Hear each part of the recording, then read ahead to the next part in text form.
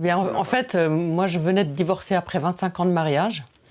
Et puis, pour fêter ce divorce, j'étais partie un mois au Brésil, ce qui était une bonne idée, d'après pas mal de monde. Puis, au retour du Brésil, j'étais manger avec des amis. Et quand on est sorti de table, j'ai dit, j'aimerais bien aller danser quand même. Et on s'est dirigé vers la seule boîte de nuit un peu marrante de Lausanne. Et voilà, Eric était devant. Donc, c'est miraculeux parce qu'en fait, lui, il sortait d'un mariage pour fumer son cigare dans la rue. Et à une minute près, on se serait pas croisés. Et Eric a dit une phrase que j'ai beaucoup aimée après coup. Il a dit notre rencontre, c'est comme gagner à l'euro-million.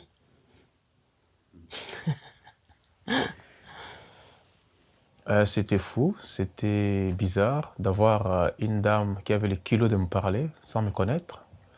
Moi qui fumais un cigare dehors. Et puis surtout les souvenirs qui restent. On a parlé, elle m'a amené chez elle. On n'a pas fait l'amour, ce qui était bien. On a parlé jusqu'à 4 heures du matin. C'est ça les souvenirs que je garde. Oui, donc on a parlé toute la nuit, cette nuit-là où on s'est rencontrés. On s'est beaucoup raconté nos vies, puisque lui-même avait divorcé également après 10 ans de mariage. On était un petit peu deux traumatisés de la situation. Et en fait, on ne cherchait pas du tout, ni l'un ni l'autre, à rencontrer quelqu'un avec qui on aurait une histoire sérieuse. Mais voilà, c'est quand même ce qui est sorti de la conversation. En fait, quand il est parti à 4 heures du matin, j'étais un petit peu secouée. Et le lendemain, je lui ai téléphoné. Il avait juste écrit son numéro de téléphone sur mon agenda. Et d'ailleurs, il avait oublié ses bijoux aussi chez moi. Des colliers, des affaires à lui. Elle m'a appelé et m'a dit, si ça vous intéresse, j'aimerais faire un portrait de vous. Moi, j'ai dit, pourquoi pas. Le lendemain, elle m'a prise en photo. Et puis elle m'a dit, écoutez, il y a quelque chose d'incroyable. Si ça vous intéresse, on fait ces photos pendant 40 ans. J'ai dit, oui, pourquoi pas. Je trouvais son visage intéressant. Il m'inspirait ça. Et donc, on est allé faire une après-midi de photographie où je pense qu'on tombait vraiment amoureux, là, déjà. Et puis, après, le soir, je suis rentrée chez moi, j'ai regardé ses photographies et j'ai vu quelque chose. Je me suis dit, il y a quelque chose d'incroyable dans ces photos. Donc, le lendemain, on en a refait, puis on en a refait tous les jours. Quand je vois ces premiers portraits, je vois beaucoup de choses. Je vois la jeunesse, je vois la vie, je vois les rencontres, je vois la beauté de la vie, et je vois l'innocence, et je vois l'avenir, l'horizon qui est ouvert, l'inconnu. Mais l'inconnu n'est pas négatif. Je vois des belles choses devant, mais lesquelles, ça, je ne sais pas. En fait, tout a changé depuis cette photographie-là. Parce que, comme c'était la première fois qu'on faisait des photographies, Eric était très innocent par rapport à ça. Et après, dès qu'il s'est vu en image lui-même, il a pris conscience. Et cette innocence du début, j'ai beaucoup de peine maintenant à la voler. Et donc, je suis aussi graphiste, j'ai travaillé beaucoup dans l'édition. Mais je fais aussi du dessin, un petit peu de gravure, de la sculpture. Enfin, je suis un peu, comment on appelle ça, artiste plasticienne, terme dont j'ai horreur d'ailleurs. Et parce que dans plasticienne, il y a plastique. Mais bon, bref. Et, mais c'est vraiment avec Eric que je faisais beaucoup de portraits d'artistes. Mais c'est avec Eric, disons, que la photographie a pris cette dimension totalement obsessionnelle. Et puis, c'est aussi, je pense, ça qui donne la qualité au travail. Parce que le fait de s'acharner tous les jours et de beaucoup travailler, c'est très important. Alors, Léa, comment elle est-elle? Je ne sais pas, mais en tout cas, elle n'est pas comme toutes les femmes, ça c'est clair. Et j'aime sa folie, j'aime sa naïveté. Et surtout, j'apprécie beaucoup son talent.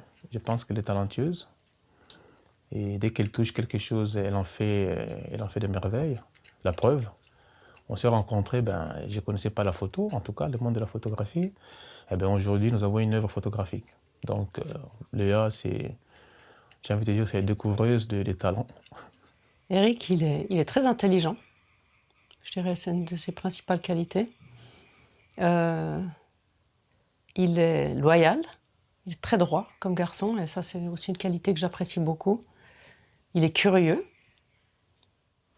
Moi, l'amour est tout le temps présent, bien que parfois on s'engueule aussi, hein, on n'est pas des anges. Hein. Parfois, quand il fait très chaud, qu'on est épuisé, ça nous arrive de nous friter un petit peu, bien qu'on n'est pas du tout un couple qui s'engueule du tout. Mais l'amour est tout le temps présent. Et d'ailleurs, c'est étonnant parce que beaucoup de personnes qui regardent nos photographies dans les expositions me disent c'est incroyable l'amour qu'il y a dans ces photos. Et c'est un compliment quand on me dit ça. Parce que moi, j'apparais jamais sur les photographies, mais je suis présente du fait qu'on sait très bien que c'est moi qui les prends. Donc, ouais, je pense qu'il y a beaucoup d'amour dans ces photographies. J'avais dit une phrase, j'avais dit ce couple nomade dont le terrain de jeu est la photographie et le territoire l'amour.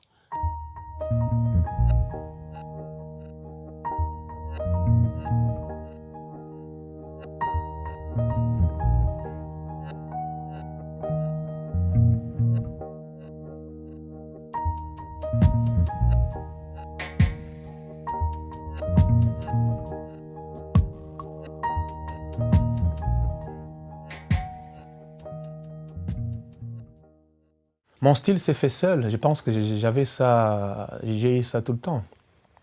C'est ce que comment dire, mon style, je pense que je l'ai commencé depuis longtemps. Je me souviens, je me suis acheté un short de foot quand j'avais 12 ans, parce que j'allais à l'école et pendant les vacances, je travaillais pour mon père, qui faisait des business à gauche, à droite.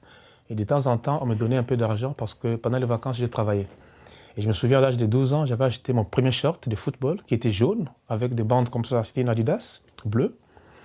Et j'avais adoré ces t-shirts, ces shorts.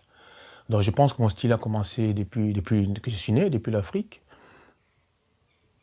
D'abord, il y a l'idée qui vient de qu'est-ce qu'on fait, est-ce qu'on voyage, est-ce qu'on fait une photo à l'intérieur, Parfois c'est très spontané, par exemple s'il y a un événement climatique particulier, comme qu'il se met à neiger ou une brume particulière, puisqu'un des premiers moteurs de nos photographies, c'est quand même la lumière. Hein, ça, chaque photographe en est conscient. D'autant plus qu'on ne travaille pas avec la lumière artificielle. Donc voilà, ça peut être un événement comme ça qui déclenche le fait d'aller faire des photos. Voilà, on part, voilà, moi je prends mon sac photo, Eric s'habille comme il l'entend et on va faire des photos. On cherche des lieux, c'est très important évidemment les décors, puisque je dis souvent les photographies dont Eric est le sujet, mais pas l'objet. Parce que l'objet de la photographie, c'est vraiment le décor et le lieu où on se trouve. Pour moi, c'est très important que chaque photographie ait quelque chose de très particulier. Je pense que ça se ressent un petit peu quand on les regarde, c'est que chaque photographie est un monde en soi. J'interviens graphiquement sur ces images, soit avec de la gravure, du dessin, de la peinture et diverses méthodes, d'ailleurs dont je garde la fabrication cachée, parce que tout le monde cherche à savoir comment je le fais, mais je réponds jamais, parce que je trouve qu'il n'y a que les réponses qui sont indiscrètes.